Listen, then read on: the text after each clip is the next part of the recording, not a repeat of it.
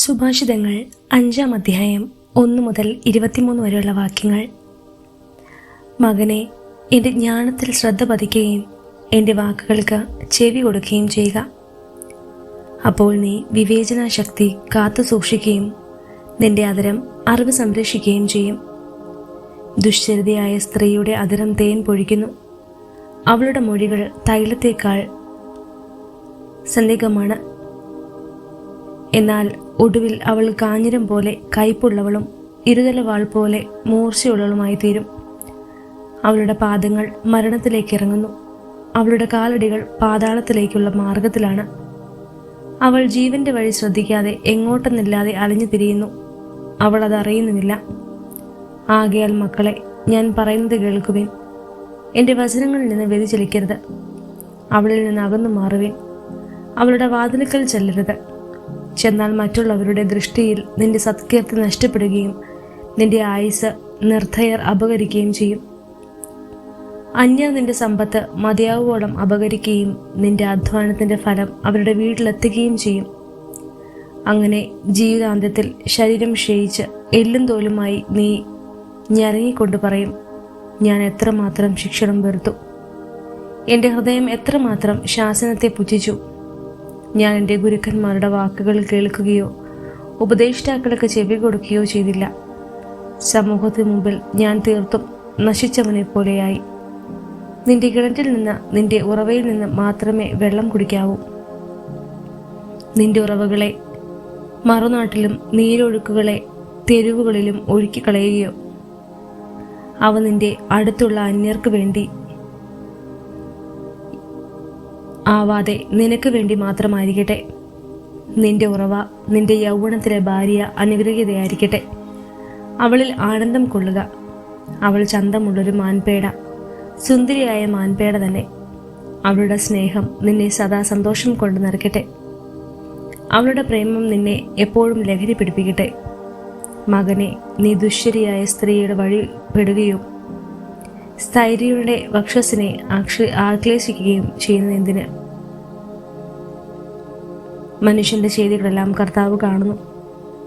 അവിടുന്ന് അവന്റെ പാതകളെ ശോധന ചെയ്യുന്നു. ദുഷ്കൃത്യങ്ങൾ ദുഷ്ടനെ കെണിയിൽ വീഴ്ത്തുന്നു. സ്വന്തം പാപത്തിന്റെ വലയിൽ അവൻ കുരുങ്ങുന്നു. ശിക്ഷണരാഹിത്യത്താൽ അവൻ മൃതി അടയുന്നു.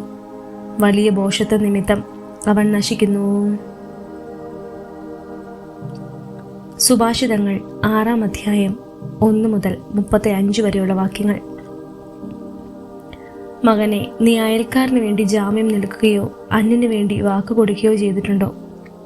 നീ നിന്റെ സംസാരത്താൽ കുരുക്കിലാവുകയോ വാക്കുകളാൽ കുടുങ്ങിപ്പോവുകയോ ചെയ്തിട്ടുണ്ടോ? എങ്കിൽ മകനെ, നീ അയൽക്കാരൻ്റെ പിടിയിൽ പെട്ടിരിക്കുന്നത് കൊണ്ട് രക്ഷപ്പെടാൻ ഇങ്ങനെ ചെയ്യുക. ഉടനെ ചെന്ന അയൽക്കാരനോട് നിർബന്ധിതമായി അപേക്ഷിക്കുക. നിന്റെ മിഴികൾക്ക് ഉറക്കമോ കൺപോളകൾക്ക് മയക്കമോ അനുവദിക്കരുത്. വേട്ടക്കാരനിൽ നിന്ന് മാനിനെ പോലെയും പക്ഷിയെപ്പോലെയും രക്ഷപ്പെട്ടുകൊള്ളുക. മടിയനായ മനുഷ്യ, എറുമ്പിന്റെ പ്രവൃത്തി കണ്ട് വിവേകിയാവുക.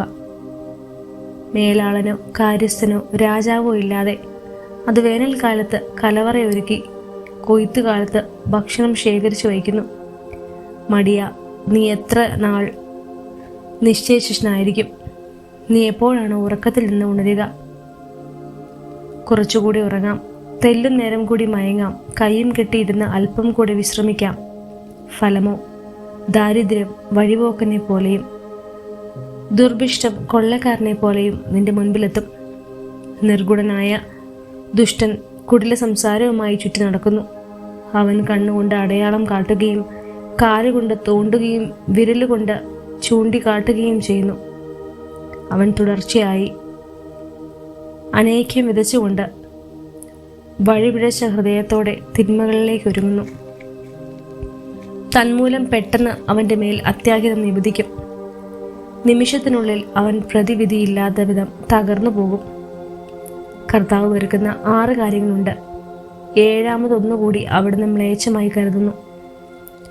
ഗർവ് കലർന്ന കണ്ണ്, വ്യാജം പറയുന്ന നാവ്, നിഷ്കളങ്കമായ രക്തം ചൊരിയുന്ന കൈ, ദുഷ്കൃത്യങ്ങൾ നനയ്ക്കുന്ന ഹൃദയം, തിന്മയിലേക്ക് പായുന്ന പാദങ്ങൾ, അസത്യം പറഞ്ഞു കൂട്ടുന്ന കള്ളസാക്ഷി, സഹോദരർക്കിടയിൽ ഭിന്നത വിതയ്ക്കുന്നവൻ.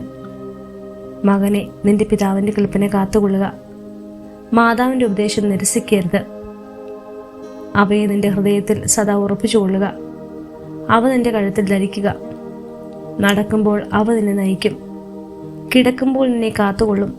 ഉണരുമ്പോൾ നിന്നെ ഉപദേശിക്കും. എന്തെന്നാൽ കൽപ്പന ദീപവും ഉപദേശം പ്രകാശവുമാണ്.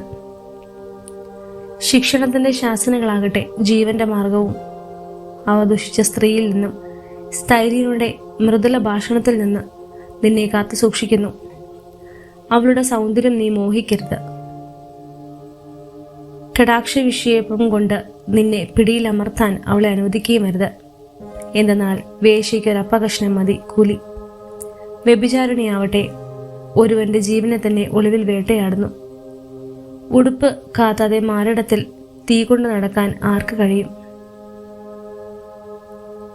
അല്ലെങ്കിൽ കാല് പൊള്ളാതെ കനലിന് മേൽ നടക്കാൻ കഴിയുമോ? അതുപോലെ അയൽക്കാരൻ്റെ ഭാര്യയെ പ്രാപിക്കുന്നവനും അവളെ സ്പർശിക്കുന്നവനും ശിക്ഷ ഏൽക്കാതിരിക്കുകയില്ല. വിശപ്പടക്കാൻ ഒരുവൻ മോഷ്ടിച്ചാൽ ആളുകൾ അവനെ വെറുക്കുകയില്ലായിരിക്കാം. എങ്കിലും പിടിക്കപ്പെട്ടാൽ അവൻ 7 മടങ്ങ് പകരം കൊടുക്കേണ്ടി വരും. വീട്ടുമുതലെല്ലാം വിട്ടുകൊടുക്കേണ്ടി വരും. വ്യഭിചാരം ചെയ്യുന്നവന് സുബോധമില്ല. അവൻ തന്നെ തന്നെ നശിപ്പിക്കുകയാണ്. ക്ഷതങ്ങളും മാനഹാനിയുമാണ് അവന് ലഭിക്കുക. അവൻ്റെ അപമാനം തുടച്ചു മാറ്റപ്പെടുകയില്ല. എന്തെന്നാൽ അസൂയ പുരുഷനെ കോപാകുലനാക്കുന്നു. പ്രതികാരം ചെയ്യുമ്പോൾ അവൻ ദാക്ഷിണ്യം കാട്ടുകയില്ല. അവൻ നഷ്ടപരിഹാരമൊന്നും സ്വീകരിക്കുകയില്ല. എത്ര വലിയ പാരിതോഷികങ്ങളും അവനെ പ്രീണിപ്പിക്കുകയില്ല.